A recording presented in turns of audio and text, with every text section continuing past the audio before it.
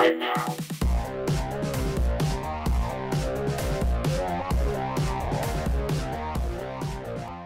Hello ladies and gamers and welcome back, I'm Frost.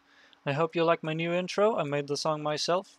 Now, we're going to talk about the E3. The American tank destroyer T-110 E3. Now, I was a huge fan of the T-95 and I do have a ton of games in it. Let's take a look at my service record, as you can see. And battles survived 50%, I survived half of all the battles in it. But enough of that. The E3 is, compared to other tank destroyers, it is a fairly good one. It is fairly small in size when you think of it. It's not as long as all the other tank destroyers, and it might be slightly wider than some. It's about average width. Now, the height of it is fairly good. You have a really nice slope here, but you have this freaking thing on top of it. And you also have a lower glacis plate. Now, when it comes to the E3, you basically need to utilize the terrain to your very maximum. And you actually have to excuse me, but I have to take a sip of my Coca-Cola. Really tasty. Well, excuse you. Now, I'm actually recording this about,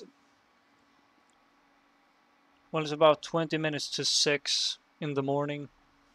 Just checked my cell phone or mobile device, call it what you want. I call it cell phone. I don't mind what people say, really. Now we ended up on a really good map, but on the same time a really tricky one, because on this map you can get spotted straight away and being crippled by enemy artillery. However, on this map tank destroyers can be superior, but now we actually do need to go up the hill. Well, partly up the hill. Now, why are we going up the hill as a tank destroyer, you might ask? Like, oh my god, you will be taken out by artillery as soon as you get spotted by the Batchat, or spotted by whatever the hell they have that can scout me. What do they have? Panther II, for example. Now, the reason why I'm going up the hill in the E3 is because you have this. You have tiny hills. You have slopes, you have dents, you have everything you may need in the E3. And thanks to a very good gun depression, you can actually utilize the terrain to your maximum. Now, let's see if we can get into our position. There is a bad thing of doing this, and that is being spotted by enemy artillery. However, tank destroyers can be superior snipers, not just because you do a ton of damage per shot, but it's your actual accuracy. Your accuracy actually exceeds the average tank by about 3 to 1. 3 E5s is basically like, in order to get, now which tank can we compare it to? We can compare it to the i7. If we want the i7 to have a good, exactly as good as accuracy as the E3, then we basically need 3 E3s in order to make that happen. And I hit him. Now, I didn't get spotted on the other hand, as you saw, but if I would have driven the Jagdpanzer 100, then I would have gotten spotted, for the reason that I actually don't have very good camouflage, and that Panther went down really fast, and I regret nothing as well. Now, the E3 has it doesn't have the best camouflage capabilities in the game of all the tank destroyers, but it certainly doesn't have the worst, because that honor falls to the British FV-183 and the Jagdpanzer E-100. They basically have the worst camouflage in the game when it comes to tank destroyers. Now, hopefully we actually can do a sneaky one here. If we manage to get up the hill, then we are basically in an open area and really open for enemy artillery, even though we have a windmill up there. But this is not recommended. I know that this is supposed to be a tips and tricks video, but I do strongly recommend do not go up the hill when the enemy artillery are basically made out of 4. And that came out wrong. Like, if you have more than 2 enemy artilleries, don't go up the frickin' hill, in other words. Now, I have actually gone up here in my T95. Trust me, it's not worth it. It took about 8 frickin' minutes to go all the way from there all the way up. 8 frickin' minutes. And that was when the T95 and of course the mechanic of being able to drive slightly faster on terrain abilities weren't in the game. Now, let's see what we actually can find. The IS-8 is basically suicidal, so let him have it. Now, in the E3, you should... now we have some good targets.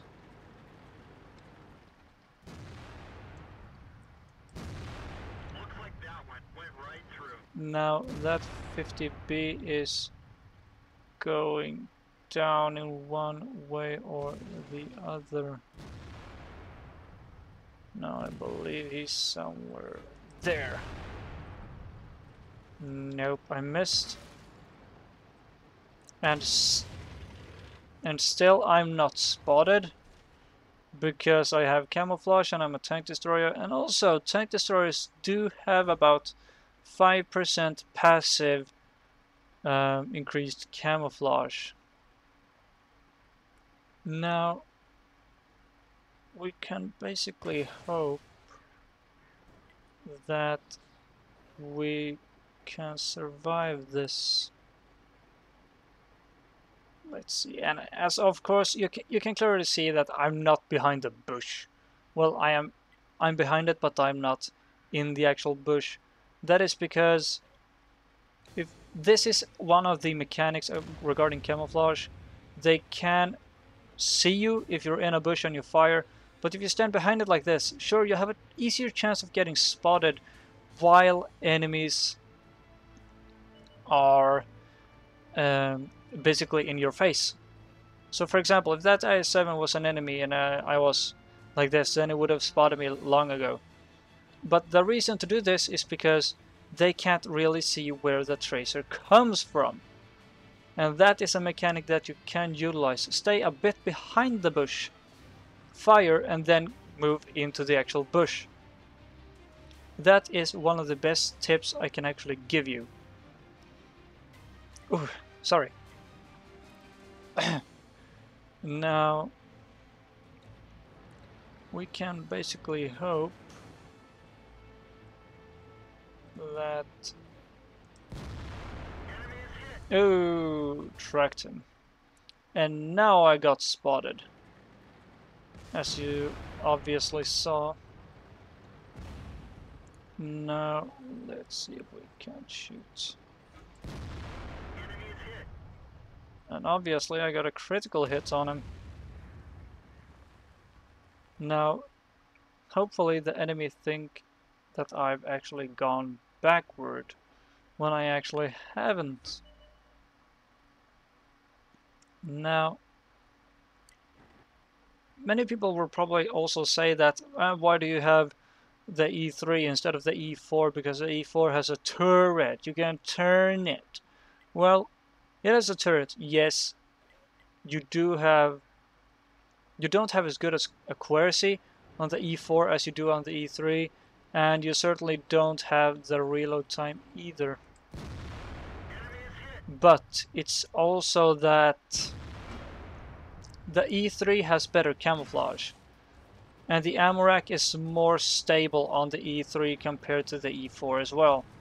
So that is actually something that you should take in mind. There we go. He's dead. IS-7 rushing towards his doom. And there we have IS-8. And I dinged his damn face. Now, hopefully we can actually take out this IS-8 fairly fast. Oh my god, I just keep tracking people. What the hell, man? This is not what I signed up for. 50B.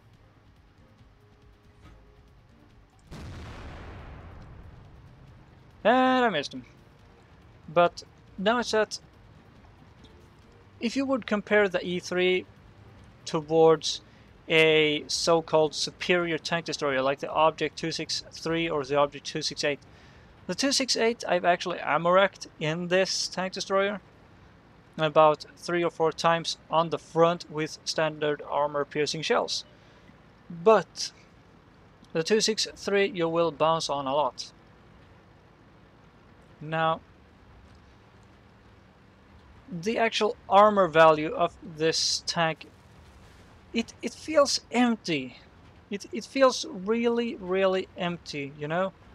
You have 305 frontal armor and still everyone can penetrate your ass just like it were butter in the middle of the sun. Now, hopefully we actually can put this to the test. I haven't actually been shot yet, which I'm actually really surprised that I haven't gotten shot. And why I haven't gotten shot, I literally have no idea. You're gone, mate. Can I shoot you? Can I hit for you? No, I couldn't. Now, let's see here.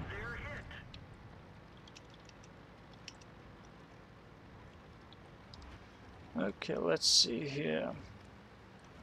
IS-8 left and the Lorraine.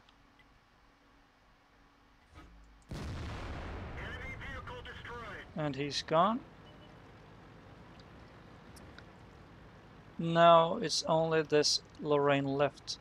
Now, as you probably saw, I used a fairly supportive tactic in my E3 up on the hill.